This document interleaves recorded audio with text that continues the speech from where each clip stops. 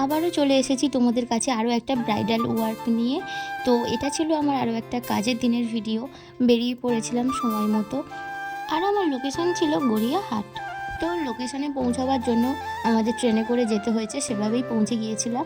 তো যেই টাইম আমাদেরকে দেওয়া হয়েছিল সেই টাইমের মধ্যেই আমরা পৌঁছাই, গিয়ে দেখি অনেকটাই ওদের রিচুয়ালস বাকি আছে।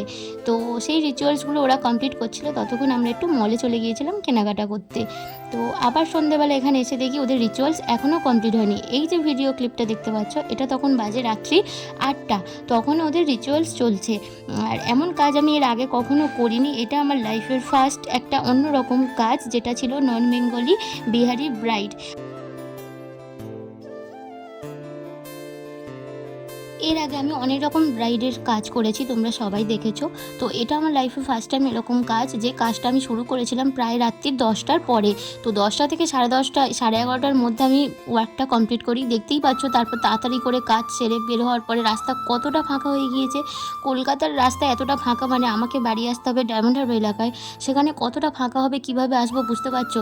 তো যতই হোক আমার ক্লায়েন্ট খুব ভালো ছিল, আমার জন্য এই গাড়ির ব্যবস্থাটা করে দেয়। আর সাথে যেহেতু বাপি ছিল, আমার কোনো অসুবিধেই হয়নি। তো রাতের কলকাতা এইভাবে দেখতে দেখতে সারাদিন টায়ার্ড খুব, সেই দুপুর দুপুর বেরিয়ে সারাদিন বসা নেই দাঁড়ানো নেই, রাত্রি 10টার পরে কাজ সেরে আর 11:30 যখন বাজে তখন বাড়ি ফিরছি।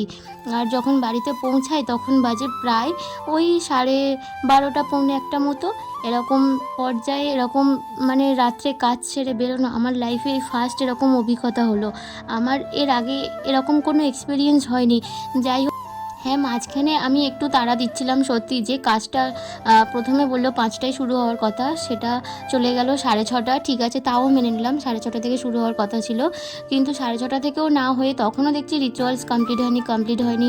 ওরা আমাকে ক্লিয়ার করে কিছু বলেও নি যে রাত্রে হবে বা দেরি হবে কমপ্লিট হতে। তো তো খুব কম টাইমের মধ্যে আমার ব্রাইডকে আমি রেডি করে, আর অনেক রাত হয়েছিল ফিরতে বাড়িতে ফিরি। তো আমার ব্লগটা কেমন লাগলো জানিও। बहुत अच्छा लगा हमको मेकअप करके आपका काम। আর কত টাইমের মধ্যে করলাম? बहुत जल्दी कर दिए मेकअप।